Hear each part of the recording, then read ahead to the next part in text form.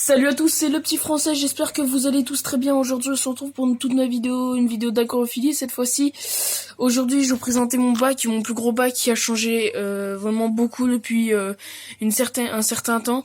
Donc je vais vous présenter tout ce qui est décoration, filtration, poisson, nourriture. C'est parti, let's go. Donc tout d'abord on va commencer par le filtre.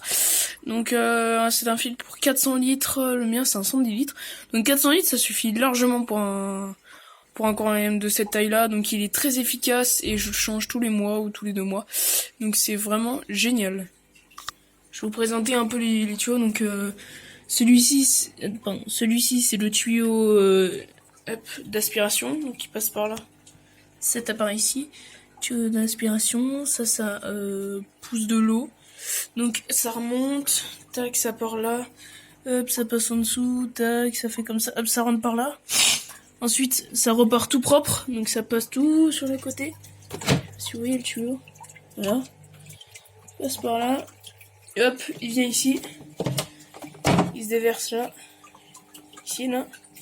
Donc c'est par ce tuyau aussi que l'eau propre repart. Ensuite, pour ce qui est du chauffage, j'ai un chauffage très efficace qui chauffe mon eau pas trop vite, et c'est ça qui est bien, c'est que ça leur permet aux poissons de s'habituer à la nouvelle eau. Et là j'ai un moteur très puissant qui me permet de faire un bulleur à la fois, qui me permet de mieux remuer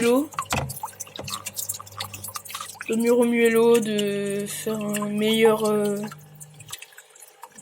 circulation de l'eau en fait. Voilà, c'est pour ce qui est des appareils de filtration, de chauffage et de remue. Donc ensuite, moi j'ai du sable de Loire, donc je l'ai complètement nettoyé hier. Là, j'aurais plus qu'à mes nouveaux corridors fassent le boulot et mettre tout ça au clair. Ensuite, j'ai des roches, des petites roches qui sont trop de toutes parts, et du coup ça permet à mes poissons de se cacher. J'ai déjà eu des pontes d'œufs, mais ils ont jamais abouti à quelque chose, donc c'est ça qui est dommage, mais j'ai déjà eu des œufs. Mes poissons, donc ils se cachent dedans, ils adorent être à l'intérieur. Ça leur permet aussi, quand je fais un truc dans l'aquarium, d'aller se faufiler derrière parce qu'ils se sentent plus protégés.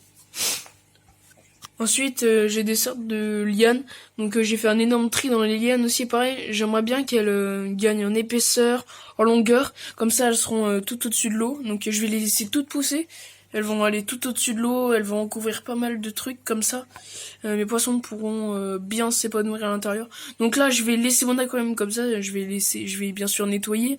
Mais ce que je disais, c'est que les lianes et les roches, j'y touche plus, et j'ai envie de voir jusqu'à où ça peut aller.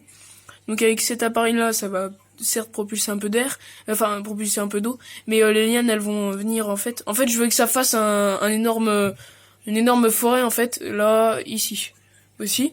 Comme ça, les poissons pourront se cacher derrière ou dedans. Donc voilà pour les plantes. Ah oui, j'ai aussi une mousse de Java. J'en avais 3, mais j'ai dispatché dans les aquariums. J'en ai dispatché une là et 2 là-dedans. Donc voilà, pour l'instant les plantes c'est que ça.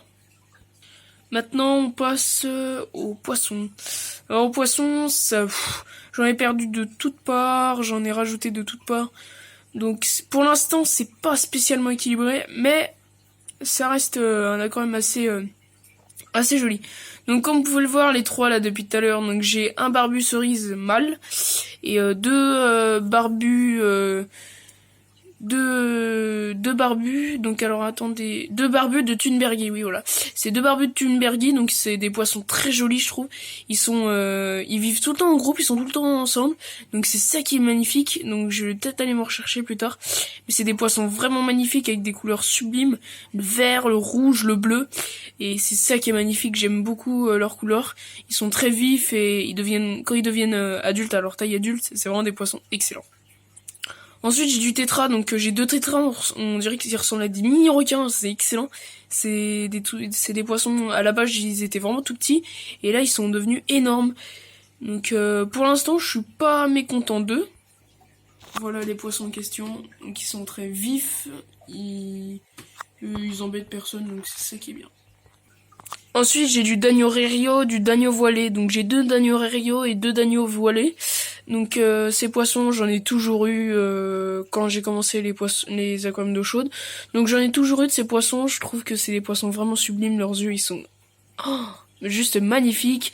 Ils ont on va dire un corps vraiment parfait, enfin, parce que il est allongé, il a de belles couleurs et c'est franchement ils sont vraiment bien comme petits poissons. Donc c'est ceux-là, si ceux qui le savent pas. Ouais, donc c'est des dagnos vraiment magnifiques. Ils ont des couleurs resplendissantes, ils embêtent personne et c'est des très bons nettoyeurs, c'est-à-dire ils finissent bien la nourriture qui reste et voilà. Ils vivent bien en groupe et c'est ça qui est magnifique quand ils se baladent en banc. Ensuite, j'ai un groupe de ces poissons-ci, donc j'en ai 4. Avant j'en avais 5, mais il y en a un qui est mort par une maladie, je ne sais plus laquelle. Donc ce poisson-là, je ne me souviens plus exactement du nom, mais c'est des poissons vraiment magnifiques. Ils sont très vifs et je suis pas mécontent de non plus. Ensuite, comme vous avez pu le constater, j'ai un petit poisson comme ceci et un gros comme ceci. Parce que c'est les deux mêmes, mais en âge différentes. Donc le gros poisson qui est là, le labéo, ça s'appelle, lui, vu qu'il est très gros, etc. Certes, il est jeune, donc là on le voit très bien. Il est jeune, mais quand il mourra, j'ai pas envie de m'en racheter un autre, etc. Donc pour éviter qu'il soit tout seul, je m'en suis racheté un nouveau et pour vous dire que franchement c'est un poisson qui n'est pas saoulant en soi. Il nettoie très bien l'aquarium et il devient vraiment magnifique. Regarde. Il devient vraiment magnifique. Franchement il est vraiment excellent comme poisson. Et le labéo, j'en suis certes, on va dire entre guillemets, tout amoureux de cette race parce que j'aime beaucoup les labéos maintenant et j'aimerais bien avoir un aquarium que 2 plus tard. Donc c'est vraiment, ce poisson là il est vraiment magnifique.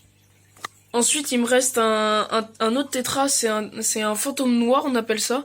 J'en avais 3, et après plus que 2, et après plus qu'un. Donc je suis déçu, mais celui-là, il résiste, donc tant mieux. Ensuite, donc les nouveaux arrivants d'hier aussi, j'ai du Corydoras Panda. Alors en fait, le Corydoras Panda, pour ceux qui savent pas, le Corydoras Panda, il coûte très cher de base. Je crois qu'il coûte 5 à 6 euros l'unité. Et hier, ils étaient en promotion et ils étaient à 2,50 € l'unité. Donc j'ai profité et j'en ai pris 2. Parce que d'habitude, ça coûte très cher et là, c'était pas si cher que ça. Du coup, je suis assez content. Donc c'est des poissons vraiment magnifiques avec une efficacité assez impressionnante. Donc c'est des poissons qui restent en banc tout le temps et c'est ça qui est vraiment magnifique et j'aime bien les Corydoras Panda, donc enfin j'en ai, donc je suis assez content. J'espère qu'ils dureront longtemps, qu'ils grossiront, etc. et qu'ils pourront se reproduire avec mon autre Corydoras poivré que je vais vous montrer tout de suite. Alors malheureusement quand on fait une vidéo sur les aquariums, les poissons, vu que ils n'ont pas été payés pour être filmés, on ne sait jamais où ils se trouvent, donc il doit être caché derrière les pierres ou entre les trous. Donc c'est un Corydoras poivré, vous recherchez ça sur internet, c'est un Corydoras comme celui-ci, en plus gros le mien, et il est tout marron poivre, on va dire ça comme ça, c'est pour ça qu'on appelle un Corydoras poivré, voilà. Ensuite, vous les voyez depuis tout à l'heure, c'est mes scalaires. Donc mes scalaires, alors il y a une énorme aventure dans cet aquarium. Mes scalaires, en tout là-dedans, j'en ai environ 7 en tout, mais plusieurs fois, parce que sans d'élite 7, c'est pas, je pense pas que ce soit possible. Donc le scalaire ici présent est là depuis 1 an. Il commence vraiment à grossir, c'est ça qui est magnifique, il a des couleurs vraiment magnifiques. Et l'autre derrière, c'est un scalaire aussi vraiment resplendissant, il a des couleurs mais pétantes, il est paillettes, jaunâtre, on va dire ça comme ça.